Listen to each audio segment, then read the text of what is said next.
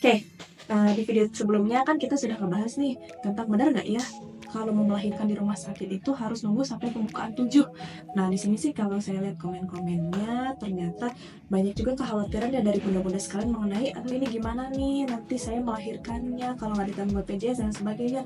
Percuma dong kita bayar BPJS tiap bulan tapi nggak bisa ditanganin di rumah sakit, dan soal tentang cara mendapatkan rujukan dari Vaskes 1 dan sebagainya.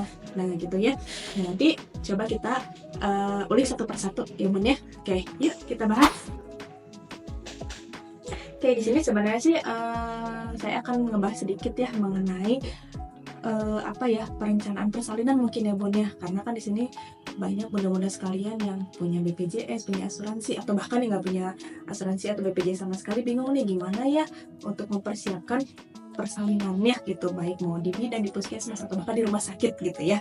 Oke, nah di sini kalau bunda punya buku punya buku yang pemeriksaan seperti biasa di puskesmas, di bidan, di rumah sakit. Nah, pasti kan dapat nih buku seperti ini contohnya ya Bun ya. Nah, di sini kalau kita lihat itu ada di halaman 4. Nah, di sini tuh ada cara menyambut persalinan agar aman dan selamat, atau misalkan di stikernya ada di sini disebutnya P4K. Apa aja sih? Perencanaan persalinan dan pencegahan komplikasi. Nah, ternyata di sini tuh persiapan persalinan itu tidak hanya semerta-merta nunggu kontraksi, ternyata pemeriksaan pembukaan, terus misalnya barang-barangnya seperti kain bedong, samping, sarung dan sebagainya, ternyata tidak mudah itu ya Bun ya, ternyata banyak banget yang harus dipersiapkan. Nah, kalau misalkan yang simpel ini kita bisa lihat di sini di stikernya ada apa aja sih identitas. Ternyata penting banget ya ketika persiapan persalinan itu kita harus membawa identitas diri, KTP, KK, ya Bun, itu harus dipersiapkan, surat nikah dan sebagainya. Kartu BPJS mungkin ya, walaupun sekarang semua serba digital tapi tidak ada salahnya kita persiapkan di satu tas ya gitu dari identitas.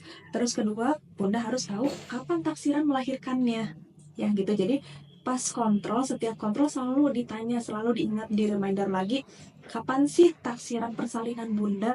Jadi setidaknya ancang-ancang dong gitu, tidak tidak mendadak gitu ya, karena kita harus antisipasi adanya kegawat daruratan pada bunda. Mudah-mudahan sih nggak kejadian ya, tapi antisipasi mah harus selalu ya. Terus dipersiapkan juga penanggung persalinannya mau siapa, jadi tidak 9 bulan pas lagi kontraksi bingung ini harus gimana dan sebagainya. Nah, diobrolkan dari awal kehamilan, oh ini saya rencananya mau ke A, ke B, ke C gitu, walaupun pasti berubah-berubah, pasti masih galau ini harus kemana, tetap kita cari tempat persalinan yang aman dan nyaman gitu, bebas di mana aja gitu, asalkan di tenaga kesehatan, itu yang wajib banget ya gitu. Terus pendampingnya mau siapa, mudah-mudahan sih kalau tidak ada kendala pengennya sama suami gitu ya, bener ditemani gitu. Tapi kalau misalkan ada kendala, suami LDR dan sebagainya, atau ada kerjaan, atau misalkan lagi kondisi tidak sehat suaminya, nah harus dipersiapkan mau siapa yang menemani persalinan nanti bunda gitu ya. Mau orang tua kalau masih ada dan sehat, orang tua atau mertua atau paman bibi dan lain sebagainya, mangga silahkan ya gitu.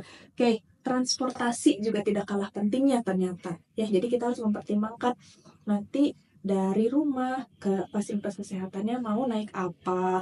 Kalau misalnya ternyata di fasilitas kesehatannya tidak ada ambulan, kita harus kemana dan sebagainya, itu yang harus diobrolkan. Diobrolkannya sama siapa?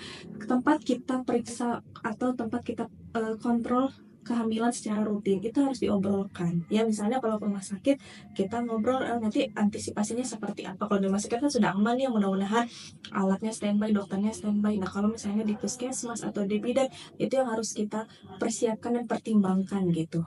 Jadi tidak mendadak semuanya ya Bun ya. Oke, dan yang terakhir itu ada calon pendonor darah.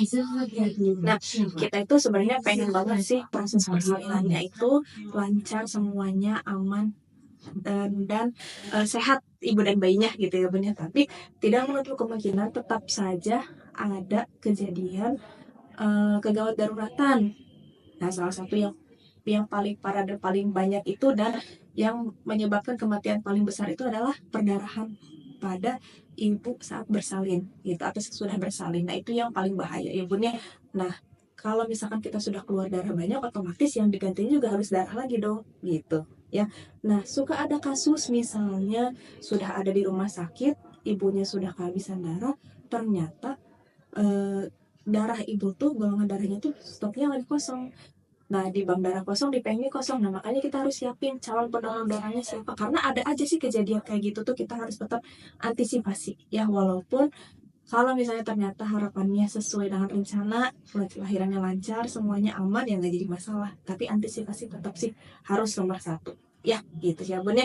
Oke, itu aja mungkin penjelasan perencanaan. Oke, itu aja mungkin ya penjelasan sedikit mengenai perencanaan persalinan dan pencegahan komplikasi. Nah, jadi Bunda sih sebenarnya intinya selalu tetap dikomunikasikan dan terus ngobrol, terus bertanya ke dokter atau ke bidan tempat Bunda periksa, nanti saya melahirkannya seperti apa, prosesnya seperti apa, tapi tidak mendadak ya Bunda. Nah, misalnya nih yang kalau punya, misalnya Bunda punya BPJS, dan yang vaskesnya itu tidak ada tempat persalinan, nah itu harus diobrolkan lagi seperti apa, apakah bisa minta rujukan dan lain sebagainya. Nah, kalau misalnya ternyata mudah dan lancar, alhamdulillah. Tapi kalau belum, itu harus diantisipasi harus seperti apa. Oke, itu aja penjelasan dari saya. Semoga bermanfaat. Terima kasih.